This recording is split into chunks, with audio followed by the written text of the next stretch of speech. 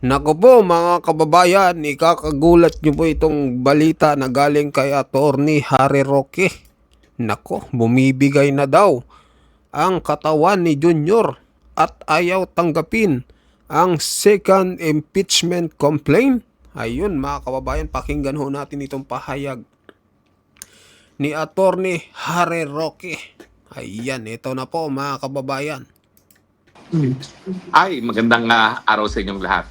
Baliwala kayo, hindi. Nagtatanghalian ako sa isang buffet restaurant. Kaya lang, sabi ko, wala pa naman yung mga kasama ko. Nauna na ako, kumain na ako ng mga sushi, no? Pero dahil siyempre, kailangan tayo mag-smoke sour dahil mga matitindi ang mga balita. Ano ba yung mga balitang yan?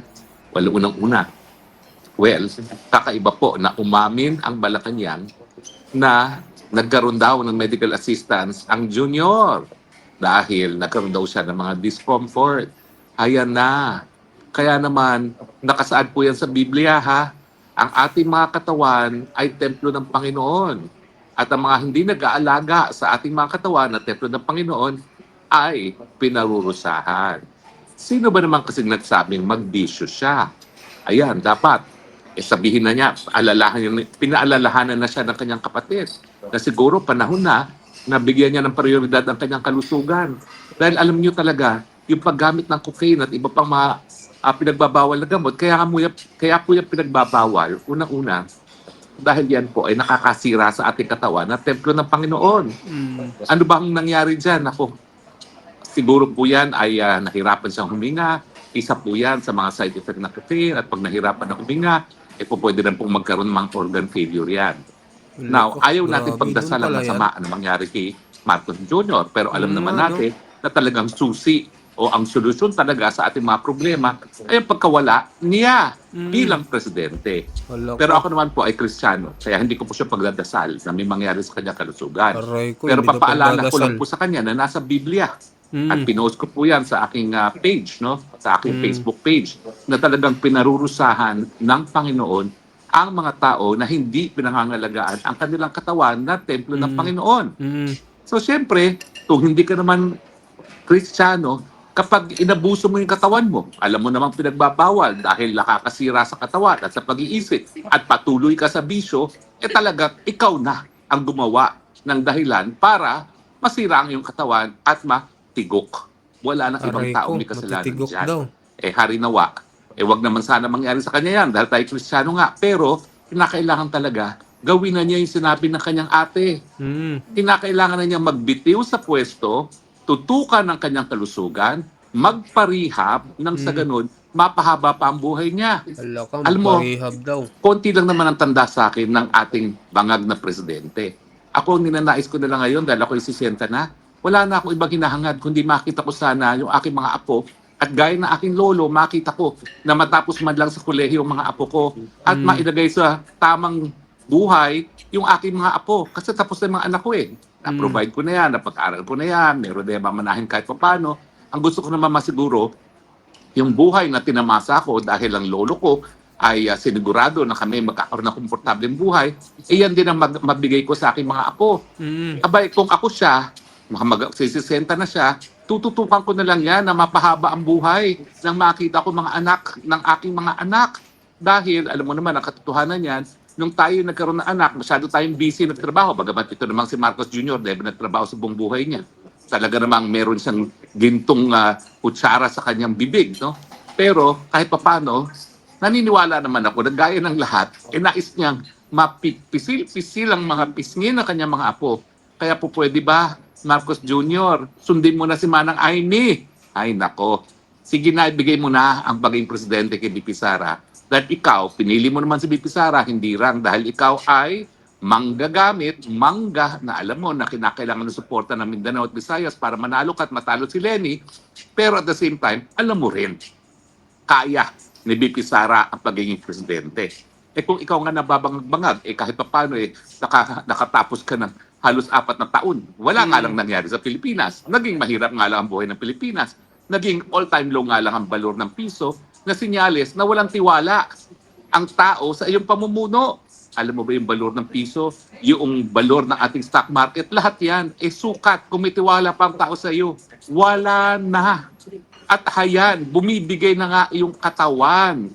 Bakit mo pa aantayin na matigok ka? Kung ako ikaw, pangalagaan mo na yung katawan mo, gaya ng sinabi ni Manang Aimee. At yun na nga, antayin mo na lang na magkaroon ka ng apo at maging maligaya ka na alagaan yung mga apo. Ano ba bang gugustuhin mo? O, naging presidente ka na. Bagamat yung tatay mo, sinuka ng bayan, o binigyan ng pagkakataon.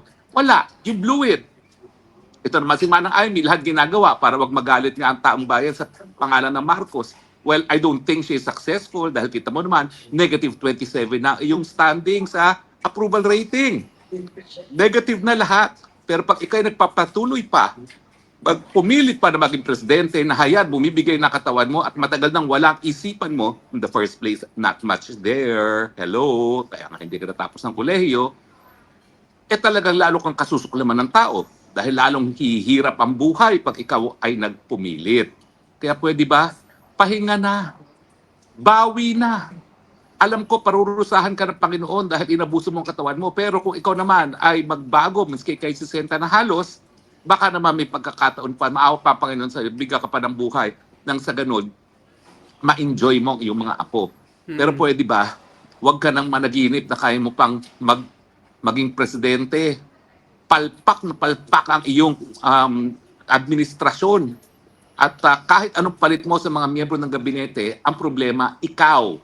So kahit palitan mo pa lahat ng mga miyembro ng iyong administrasyon, hindi na magbabago yan dahil ikaw ang wala sa tamang pag-iisip at ngayon, wala sa tamang pangangatawan dahil inabuso mo ang iyong katawan sa paggamit na pinagbabawal na gamit. Diba? Obvious naman yon. O pag-usapan din po natin sandali.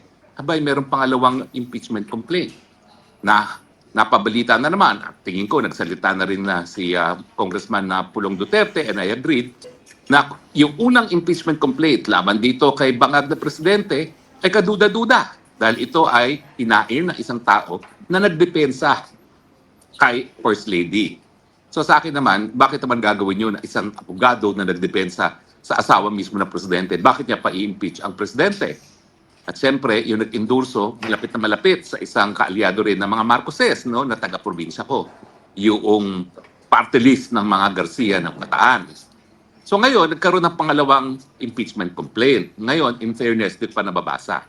Pero sigurado ako na kung sino man ang nasa likod ng impeachment complaint, wala yung kinalaman sa mga Marcoses.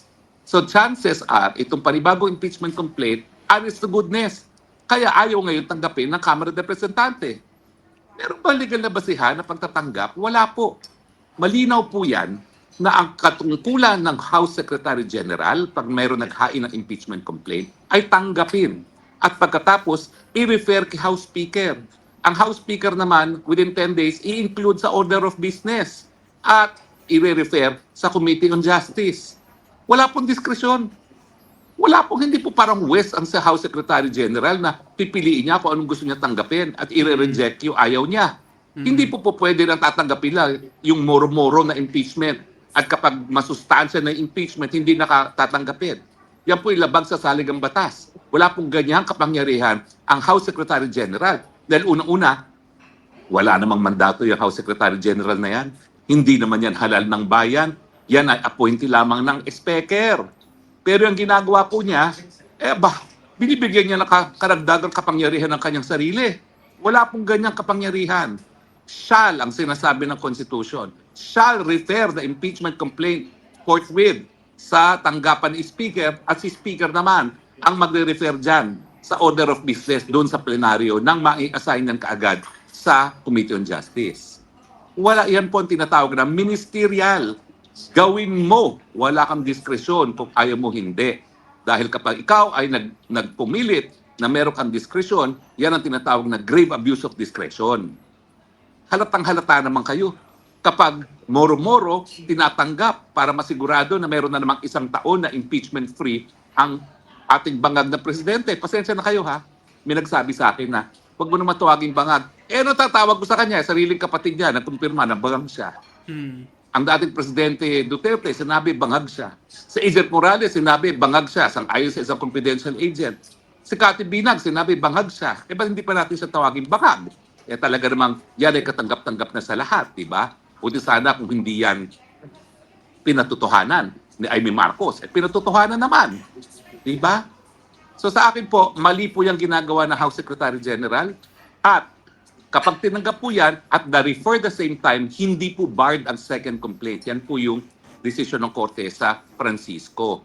Kaya lang naman, na-bar na itong pang-apat na complaint dito sa decision naman, dito sa Vice Duterte versus sa House of Representatives, eh dahil nga po, parang hindi tinanggap ang tatlo, pero ang sinasabi, hindi raw yun i-file. Hindi.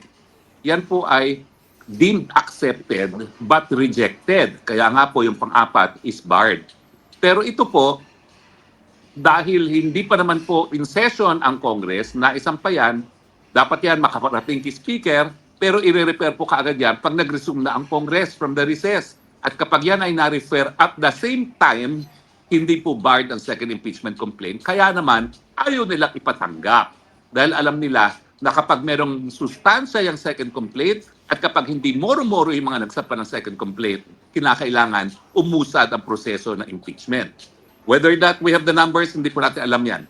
Dahil ang sinasabi ko nga po, talagang ang pulso ng mga politiko pagdating sa pulso ng taong bayan, ako, hindi po sila nagkakamali dyan. At ngayon po, siguro naman alam nilang basahin kapag negative 27 na ang approval rating ng presidente. Ibig sabihin, kiss of death pag pinagtakban mo pa ang presidente na negative 27 ang kanyang approval rating.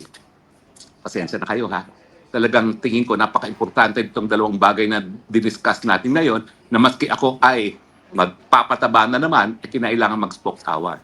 So ano po pinag-usapan natin? Haya na po, nangyayari na ang nakasaad sa Biblia, pinarurusahan ang umaabuso sa ating mga katawan dahil ang ating katawan ay templo ng Diyos. At ang aking friendly advice, bagamat hindi ko pinagdadasal na siya ay matuluyan dahil ako po isang Kristiyano, yan naman po ay nasa Biblia. Yan po ang husga ng Panginoon. Pero may panahon pa para magbago. Ang importante lang, magbitiw, ibigay ang paging presidente sa kanyang piniling vice president. Pinili naman niya yan, hindi naman niya katunggalian eh. Ginamit pa nga niya, hello. At magpagaling. Nang sa ganun, ma-enjoy naman niya ang kanyang mga apo. At pagdating naman po dito sa pangalawang impeachment complaint, nako, halatang-halata, Sec-Gen, na kapag di mo tinanggap yan, ang tinatanggap mo lang ay yung mga muro-murong impeachment. Dahil pag tinanggap mo yan, mare-refer yan at the same time dun sa first impeachment complaint at yan ay hindi ipinagbabawal ng saligang batas, yan na rin ay sang-ayon sa desisyon ng aking kaso mismo na inargue sa Korte Suprema, ang Francisco versus House of Representatives. Maraming salamat po sa inyong patuloy na pagtangkilik. Di na ako magtatagal dahil nakapagsusi pa lang ako at ako ay kakain na ng main dishes. Salamat po. Muli po, ito yung Spokes ng Bayan nagsasabi, I love you Philippines. You're the only country that I have. You're the only country that I will have. God bless the Philippines. Bye. So, yun mga kababayan, ano bang masasabi nyo dito sa pahayag ni Atty. Harry Roque, no? So, sabi niya, ibigay na daw ang trono kay BP Sara Duterte. At mag-resign na lang daw itong si PBBM. Lalo na daw sa nangyayari ngayon daw, mukhang kinakarma na daw, sabi ni Atty. Harry Roque. So, mag-comment kayo mga kababayan. At mag-like sa ating video at sa mga bagong pasok dyan, pa-subscribe din po ng ating channel mga kababayan. Maraming salamat po sa inyong lahat.